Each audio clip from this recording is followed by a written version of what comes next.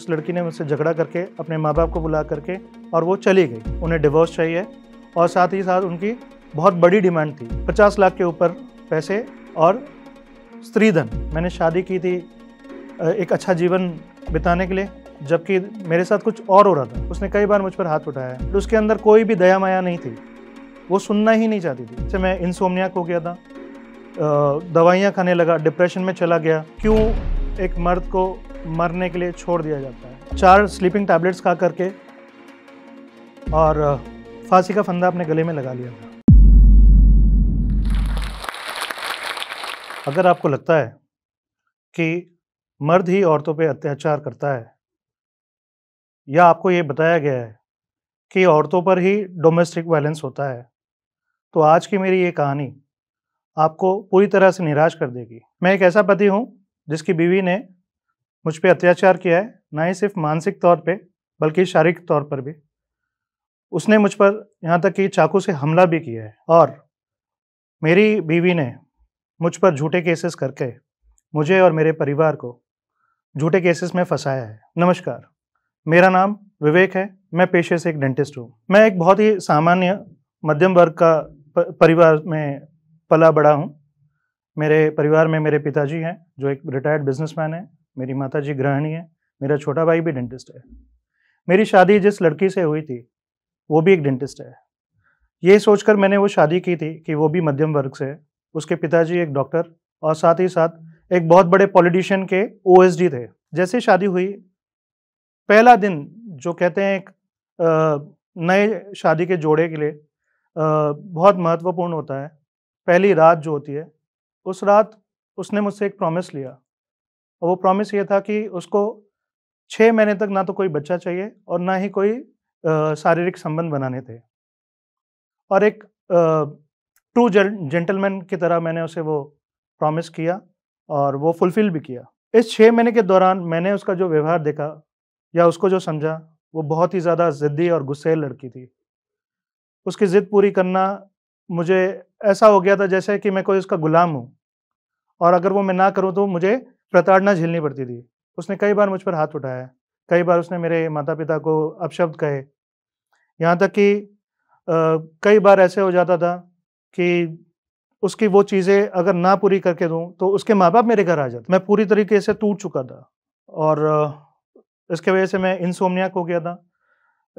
दवाइयाँ खाने लगा, डिप्रेशन में चला गया और मुझे हार्ट प्रॉब्लम भी होने लगी थी। फिर जैसे-जैसे उसे पता चला कि मेरी तबीयत बहुत ज़्यादा डिटोरिएट हो गई है, तो उसने डिमांड्स रखे कि मेरा पूरा क्लिनिक उसके हाथ में चाहिए। उसको पैसे उसने डिमांड करने शुरू किए, उसे घूमना था, फिरना था, तो मैं आम तौर पे उसे घुमाने ले जाता था ताकि उसका मन शांत हो, मेरा मन शांत हो। बट जितनी मैं उसकी डिमांड पूरी करता था, तो वो अपनी नई डिमांड्स रखती थी, और जैसे-जैसे उसकी ये डिमांड पूरी होती गई, तो उसे कहीं रास्ता मिलता नहीं था कि वो मुझसे लड़े। एक दिन ऐसा हुआ कि मैं कुछ ऐसी हमारी शादी की यादें इकट्ठा करके वो एल्बम्स देख रहा था, और मेरा मन किया कि मैं उसे हग करूँ।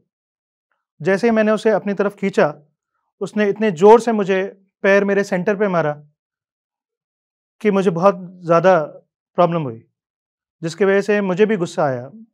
मैंने जब उसे डाँटा, तो उसने नेक्स्ट डे ही अपने माता-पिता को बुला करके फिर वापस से घर में कलेश किया और वो दोबारा चली गई। इस तरीके से वापस से मैं उसके पीछे कम से कम 5 महीने पड़ा। तब उसने मुझे फ़ोर्स किया कि अगर वो इस शादी में रहना चाहती है या मैं उसके साथ रहना चाहता हूँ, तो मुझे अपना घर-परिवार छोड़ करके नागपुर आना होगा। वहाँ पर घर खरीदना होगा और एक क्लिनिक खरीदनी होगी, जिसके लिए कि मैंने साफ मना कर दिया। मैंने उसे बहुत समझाया कि ये मेरे लिए पॉसिबल नहीं है, क्योंकि मैं अभी जिस घर में रह रहा हूँ अपने माँ-बाप के साथ, वो भी मैंने लोन पे लिया हुआ है। मुझे वो सारी चीज़ें भी पूरी करनी है, अपना बेटे का फ़र्ज़ भी निभाना है। बट उसके अंदर कोई भी दया माया नहीं थी, वो सुनना ही नहीं चाहती थी। यहाँ तक कि मैंने उससे ये भी कहा कि मैंने अपनी पढ़ाई के लिए, एजुकेशन के लिए 12 साल अपने माँ-बाप से दूर रहा हूँ। कम से कम इतनी दया तो कर कि अभी मैं अपने माँ-बाप के साथ रह सकूँ। वो कोई चीज़ मानने के लिए तैयार नहीं थी। इसने फिर बाद में मेरे पर फिर दबाव डाला, प्रेशर किया कि मैं घर से अलग होकर के पूना आ जाऊँ, पूना में घर खरीदूँ, वहाँ क्लिनिक डालूँ, जो कि मेरे लिए फिर भी पॉसिबल नहीं था। फिर कैसे-तैसे करके उसने फिर नई एक शर्त रखी कि वो मेरे पास आएगी रहने के लिए, बट उसके लिए मुझे पहले अलग घर लेना होगा और क्लिनिक उसके पास देना होगा, उसके हाथ में देना होगा। मैंने अपने इस रिश्ते को सँभालने के लिए, उसके साथ रहने के लिए ये भी किया। मैंने अपने माँ-बाप को छोड़ा, मैंने अलग से एक रेंटेड फ्लैट लिया और मैंने अपनी खुद की क्लिनिक जो 10 साल की मेरी प्रैक्टिस थी उसको हाथ में दे कर के मैंने एक कॉल सेंटर में जॉब भी किया।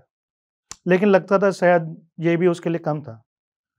जब हम उस डेढ़ महीने जब वो हम उस नए घर में गए, तो उसने मुझे पहले ये कहा कि आप पहले एग्रीमेंट बना करके और सामान शिफ्ट करके मुझे वीडियो भेजिए, तो मैं आपके पास बॉम्बे आऊँगी। मैंने वो भी किया। जब वो आई, तो इस बार वो सिर्फ़ डेढ़ महीने मेरे पास रही और इस डेढ़ महीने में उसके फ़ादर कम से कम 6 बार मेरे घर आए और जब भी वो आते, तो ये हमेशा मुझसे लड़ती, झगड़ती, मार-पीट करती और इस बार तो उसकी ये डिमांड थी कि ये जो रेंटेड फ्लैट मैंने लिया है, वो मैं खरीद लूँ, जो कि मेरे लिए पॉसिबल नहीं था। मैंने उससे कहा कि मुझे पॉसिबल नहीं है, पर उसे कुछ समझ नहीं आता। वो इन छोटी-छोटी बातों को लेकर के हमेशा लड़ती-झगड़ती और ये झगड़ा इतना बढ़ गया कि एक एक दिन उसने मुझ पर चाकू लेकर के मुझ पे हमला भी किया। जब ये चाकू का हमला हुआ तो उस वक़्त मेरे पास मेरा मोबाइल था। मैंने वो मोबाइल में रिकॉर्ड किया है। शायद इससे वो डर गई और उसने अपने माँ-बाप को फ़ोन किया और वो फिर दोबारा मेरा घर छोड़ के चली गई। इसके बाद ना तो वो कभी लौटी, ना उसने कभी मुझे फ़ोन किया और ना ही मैंने कभी उसे फ़ोन किया। 4 महीने के बाद में उसने मुझे उसने मेरे एक कलीग हैं, जो मेरे सीनियर थे, उनके पास उसके फ़ादर का फ़ोन आया। उन्होंने कहा कि उन्हें डिवोर्स चाहिए और साथ ही साथ उनकी बहुत बड़ी डिमांड थी। वो डिमांड थी 50 लाख के ऊपर पैसे और स्त्रीधन और मैंने उनको जवाब दिया कि मैं ये चीज़ें नहीं दूँगा क्योंकि मैंने जब ये शादी की थी, ना तो मैंने उनसे कोई गिफ्ट लिया, ना ही कोई दहेज लिया, मैंने कुछ नहीं लिया और ये मेरी शर्त थी कि मैं जिस लड़की से शादी करूँगा, उससे दहेज वग़ैरह नहीं लूँगा और इसी बुनियाद पर मेरी इस लड़की से शादी भी हुई थी। जब मैंने ये मना किया, तो मुझे अलग-अलग जगहों से मेरे जो सीनियर थे, उनके थ्रू ये बार-बार मैसेज भिजवाते थे, थ्रेटनिंग भेजते थे कि अगर ये नहीं मानेगा, तो हम इसके ऊपर केस कर देंगे। जब मैं नहीं माना, मैं बिल्कुल नहीं डरा, तो 2018 जून में इन लोगों ने मुझ पर एक केस फाइल किया, जो कि था 498 ए। 498 ए ये केस जो होता है, ये पति और उसके घर वालों के ऊपर होता है। जब लड़की जाकर के ये कहती है कि उसके साथ मारपीट हुई है, उसके साथ दहेज के लिए मारपीट हुई है, उसके साथ उसमें आप ये समझ लीजिए कि उसकी फाइनेंशियल इमोशनल किसी भी तरीके की हिंसा अगर उसके साथ हुई है, तो वो 498 में आता है। 1 मिनट या उधर है। उस वक़्त में जो भी केस 498 ए में रजिस्टर होता था, वो केस को ट्रांसफ़र किया जाता था फैमिली वेलफेयर कमिटी के पास, ताकि इसमें प्रॉपर्ली इन्वेस्टिगेशन हो, अनबायस्ड इन्वेस्टिगेशंस हो और जो भी उसका आउटकम हो और ये कोशिश होती थी कि जो कपल्स हैं उनको वापस से काउंसलिंग करके उनको एक साथ रहने के लिए प्रोत्साहन किया जाए। ये लड़की ने जो कंप्लेंट की, इसने कंप्लेंट करने के बाद में कभी वो फैमिली वेलफेयर कमिटी में नहीं आई और मैं हर बार अपने माँ-बाप को लेकर के नागपुर जाता था। इस तरीके से इन्वेस्टिगेशन पूरी हुई। इन्वेस्टिगेशन होने के बाद में जो रिपोर्ट थी फैमिली वेलफेयर कमिटी की, वो मेरे फ़ेवर में थी। जहाँ उन्होंने स्ट्रिक्टली लिखा था कि जो कंप्लेनेंट है, उसकी कंप्लेंट के अनुसार उसके ऊपर कोई ऐसा 498 ए जैसा कोई भी मतलब ये कंप्लेंट बिल्कुल उन्होंने खारिज कर दिया कि ऐसा उनको कोई प्रूफ नहीं मिला लड़की की तरफ से कि जिसमें कि 498 ए कंसीडर किया जाए और उन्होंने उसकी ये कंप्लेंट को खारिज कर दिया था। 2017 में सुप्रीम कोर्ट ने दोबारा एक जजमेंट पास किया जहां उन्होंने फैमिली वेलफेयर कमेटी को डिसॉल्व कर दिया था। इसके ठीक 4 दिन के बाद एक नई कंप्लेंट की गई मेरे सामने वालों की तरफ से, उन लोगों ने उसमें मेरे फादर के ऊपर 354A सेक्सुअल हैरेसमेंट केस भी फाइल किया। ये एक सेकंड कंप्लेंट थी, क्योंकि इस कंप्लेंट में 354A सेक्सुअल हैरेसमेंट जो क्लॉज डाला गया था, जो आईपीसी सेक्शन डाला गया था, उसके अनुसार ये 0 एफआईआर रजिस्टर हुई थी नागपुर में और इसको ट्रांसफर किया गया था थाने इन्वेस्टिगेशन के लिए।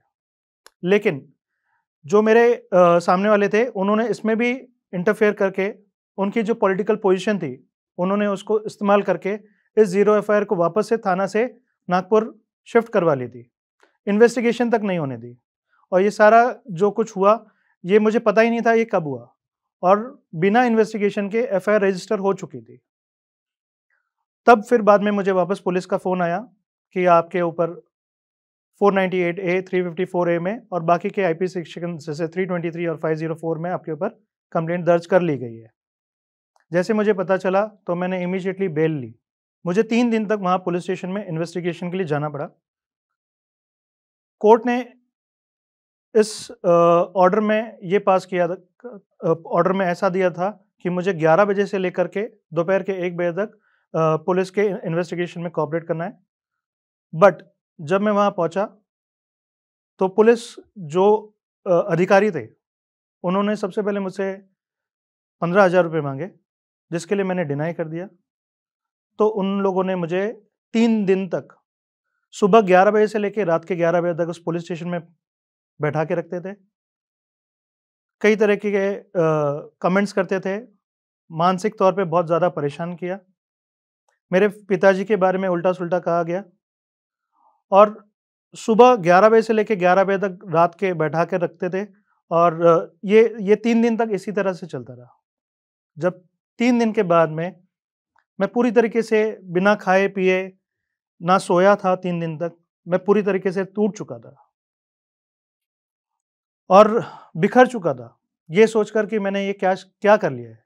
मैंने शादी की थी एक अच्छा जीवन बिताने के लिए, जबकि मेरे साथ कुछ और हो रहा था और पूरी तरीके से टूटा हुआ परेशान मैं उस होटल में गया उस रात।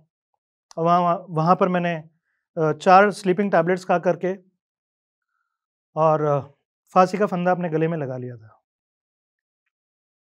पर पता नहीं क्या हुआ, रोते-रोते मैं अपने वो मोबाइल में अपने शादी के फ़ोटोज़ देखते-देखते अपने माँ-बाप और भाई का जब फ़ोटो आया, तो मैंने अपने आप को रोका।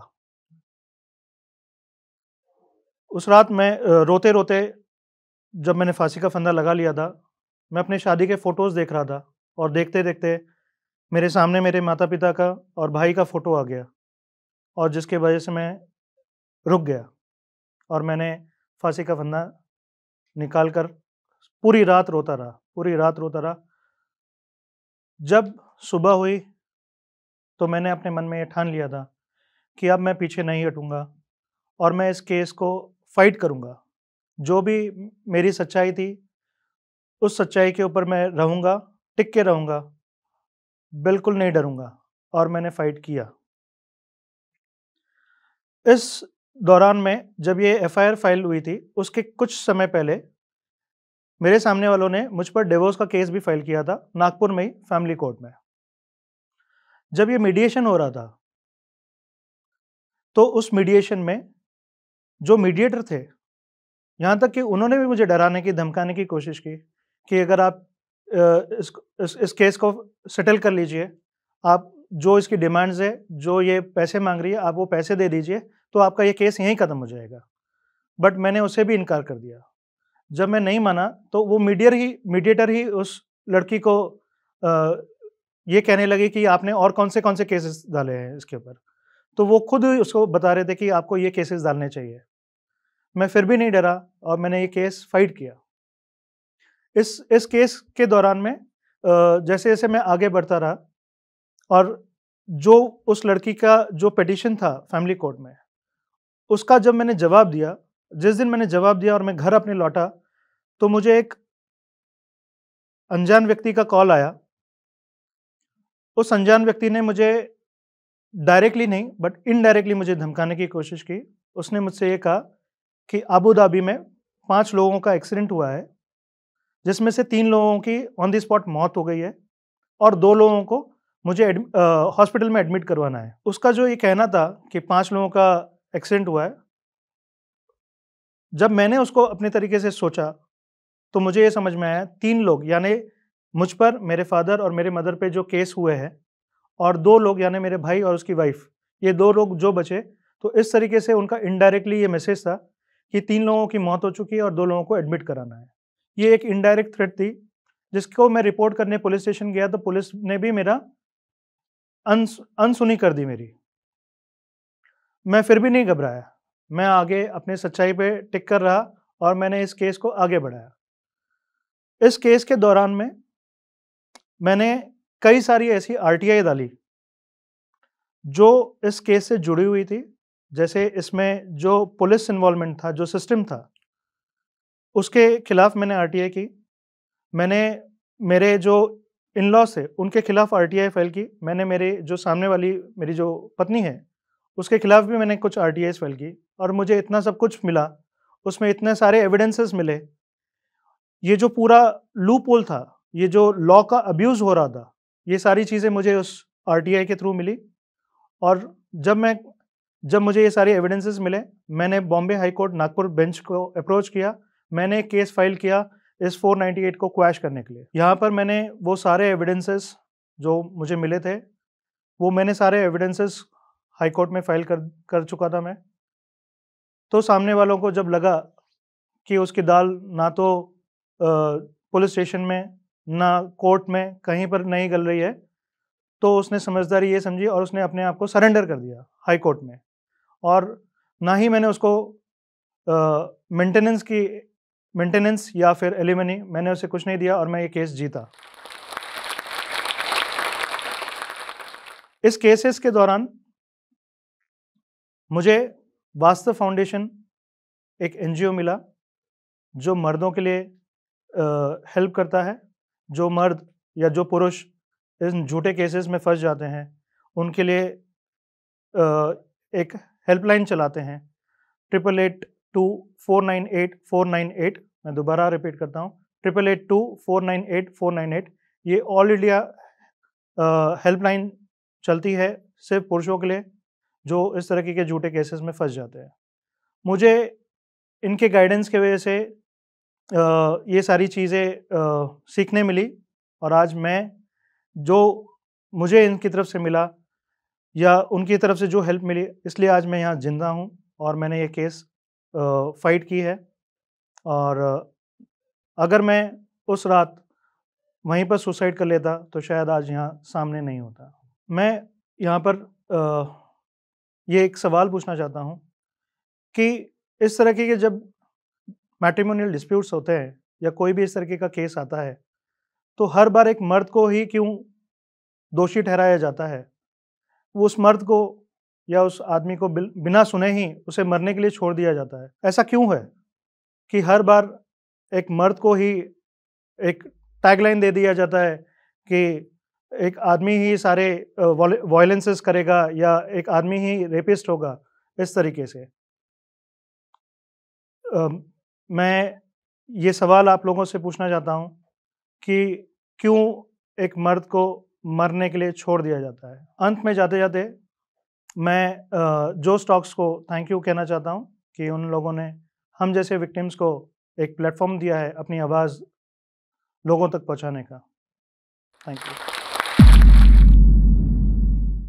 क्योंकि आप जोश टॉक्स देख रहे हैं तो जाहिर सी बात है कि आप अपनी ज़िंदगी में कुछ बड़ा करना चाहते हैं और वो सारे स्किल्स सीखना चाहते हैं जिनसे आप अपने सपने पूरे कर सकें।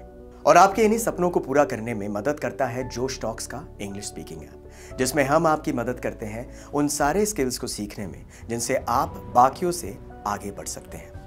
चाहे इंग्लिश बोलने में कॉन्फिडेंस और फ्लुएंसी की कमी हो या पर्सनालिटी डेवलप करने में परेशानी हो रही है, इस सब के लिए आपको वन स्टॉप सोल्यूशन हम देना चाहते हैं और इसका नाम है जोश टॉक्स इंग्लिश स्पीकिंग ऐप। तो इंतजार किस बात का है? आज ही डाउनलोड कीजिए जोश टॉक्स इंग्लिश स्पीकिंग ऐप और अपनी सक्सेस की तरफ एक नया कदम बढ़ाइए। Click the link now.